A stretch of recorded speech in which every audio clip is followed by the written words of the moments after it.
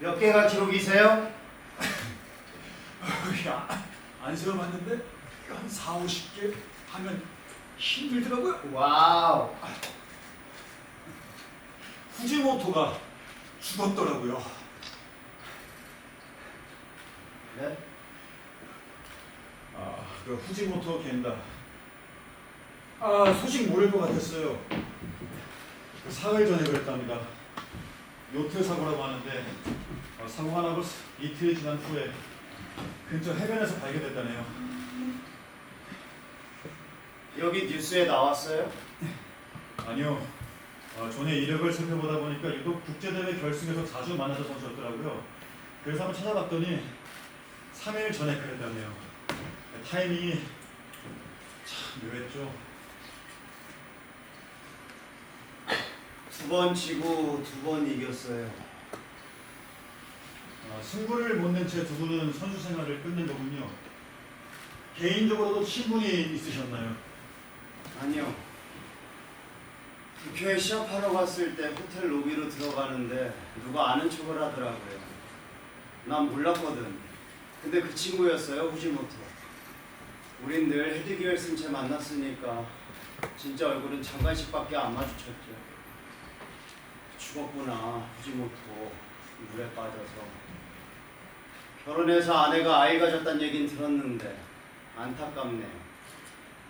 분위기를 이렇게 만들려고 했던 건 아니었었는데 기분이 안 좋아지셨다면 미안합니다. 후지모토 얘기는 거짓말입니다. 그를 찾아본 건 사실이지만 등남했다는 기사를 봤죠.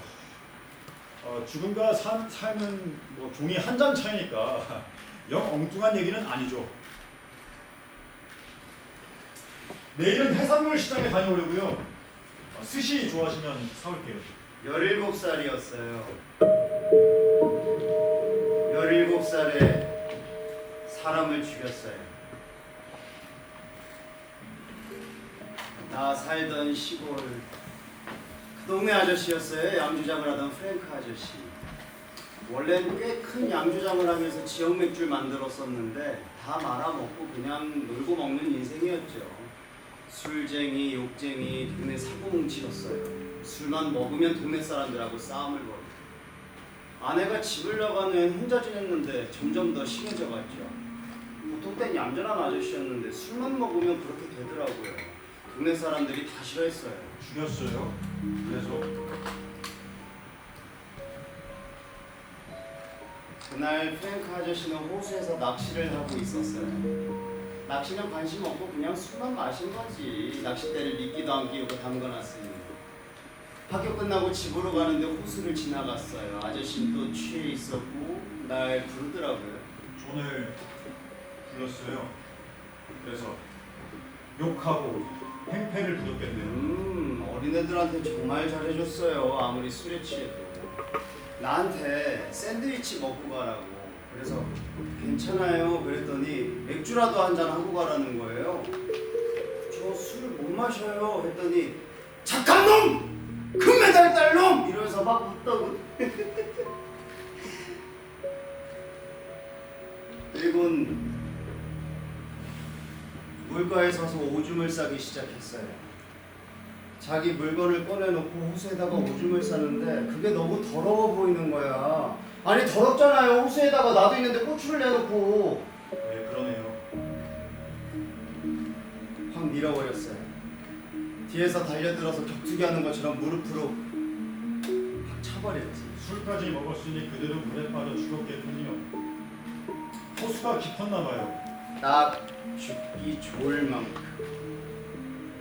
다음날 사람들이 발견해서 신고했어요. 남겨진 술병, 낚싯대, 퉁퉁 부른 시체를 보니 열린 지퍼 밖으로 성기는 나와 있고, 아유 불쌍한 놈, 또 술 처먹고 오줌 싸다가 빠져 죽었네. 그러더라고요. 그 호수 나한텐 특별한 추억이라 아직도 가끔 가곤 해요. 17살에 처음 사람을 죽인 거군요. 처음이라고는 안 했는데. 이런 이런 얘기는 왜 들려준 거죠? 죽음에 관한 소식을 들려주셨잖아요. 나도 보답 차원에서. 덕분에 저 방에 있는 사람들은 바빠지겠군요. 저 건너방에 몇 명이나 있죠? 저도 잘 들어가지는 않는데 뭐 여러분들 계시겠죠? 원체 편하게 대해주셔서 관찰당하고 있다는 생각은 못했던 것 같은데 저것도 꽤 궁금해지긴 하네. 궁금하세요? 그쪽 불 좀 올려주세요. 예, 여기는 좀 어둡게 해주시고요.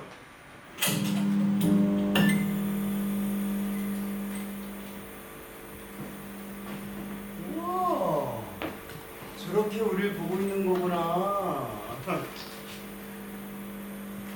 어? 저분도 계시네. 저분이 수사팀 대장? 나 저분은 좀 싫은데. 네, 저분 좋아하는 사람 별로 없어요. 어제 저분이 날 때렸잖아요. 아이고, 요즘 세상에 수감자를 구타하다니. 만약 밖에서 나랑 마주쳤으면 끔찍하죠. 진짜 애미라면 저분은 아마 그것도 끝났을 거예요. 유도하지 마시고. 미안해요. 여긴 방음이 아니겠죠? 우리가 하는 소리 저쪽에서. 너무 잘 들리죠? 저희 스피커로.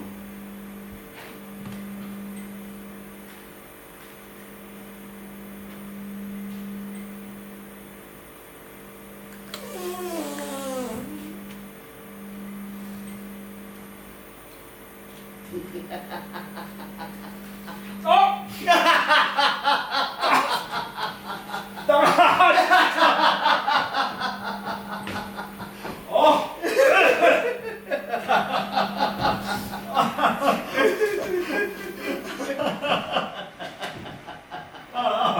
어! 수사팀이 좀 놀라더라고요. 죽은 토미 그레이시 당신 학교 펜시팀에 있는 샬린 퍼슨의 아버지였다고. 어제 샬린을 만났나봐요. 그 전까지 M은 아무런 연고나 관계가 없는 불특정 대상을 상대로 범행을 저질렀다고 알고 있는데 이번에는 뭔가 이유가 있다는 거죠. 이건 M이 보여준 규칙과는 다른 일이거든요. 샬린은 몇 년 동안 의붓 아버지인 토미 그레이스에게 성폭력을 당했어요. 작년에 이미 토미 그레이스는 같은 혐의로 고발당했지만 불기소 처리됐어요. 피해자 고소를 취하했지만 이런 경우는 분명 이유가 있을 거예요.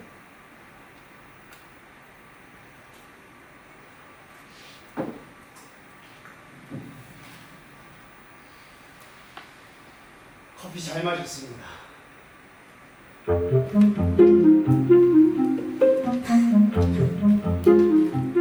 존 처음으로 당황하는 표정을 지었습니다. 어차피 수사팀도 파악할 수 있는 내용이었는데 내 입에서 나온 것이 당황스러웠던 걸까? 아니면 다가가지 말아야 할 어떤 진실에 내가 마주하게 된 게 놀라운 걸까? 사실 제가 갖는 존 저우에 관한 관심은 수사팀보다 훨씬 더 다양하고 특별합니다. 짧은 시간이지만 수사팀이 미처 파악하지 못한 내용들까지 알아가고 있죠. 물론 제가 수사팀보다 더 잘나거나 더 신통한 능력이 있다는 거 아닙니다. 단지 규칙을 따르는 사람들은 필요한 것만 주워 담을 그 주변의 파장에는 발을 담그지 않고 있죠. 그렇죠. 그들과 존 조우를 만난 이유가 다르니까. M은 불특정한 상대로 범행을 저질렀다. 하지만 이번엔 달랐다. 내가 알게 된 내용들, 연금이 정지된 이후 존은 경제적으로 많이 힘들었을 겁니다. 학교에서 받는 월급 외에 다른 특별한 수입이 없었고 안 먹고는 여동생도 본인이 돌봐야 했습니다. 그건 M의 규칙과는 다른 일이었다. 근데 조금 특이한 건 지난 8개월 전부터 대부분의 경제 활동에서 카드 사용이 갑자기 줄었습니다. 그리고 그 8개월 전 조금 큰 지출이 있었는데 병원이었습니다. 존 조는 췌장암 4기를 진단받았습니다. 죽어가고 있는 거죠. 이 사실을 알게 된 순간 난 잠시 몰아붙었습니다. 뭐지 이건? 11명을 죽인 연쇄살인범이 30달밖에 못 산다는 통보를 받고 서둘러 12번째 살인을 한다. 근데 너무 서둘러 다급히 한 바람에 전과 같이 완벽히 처리하지 못하고 신고당에 잡혀왔다. 그제야 답답한 답답했던 퍼즐이 조금씩 맞춰져 갔습니다. 머지않아 죽을 가난한 살인마가 홀로 남을 안목 보는 여동생을 생각합니다. 그리고 난 다시 목격자인 도니 매커시의 파일을 기억해냈습니다. 존 조우, 도니 매커시, 38살 동갑내기. 둘은 살아온 길이가 같다. 하지만 서로 다른 곳에서 다른 인생을 살았다. 우린 존 조우의 삶을 빠짐없이 알아내고 살펴봤다. 하지만 도니 매커시는 우린 그저 그의 말을 들었을 뿐이다.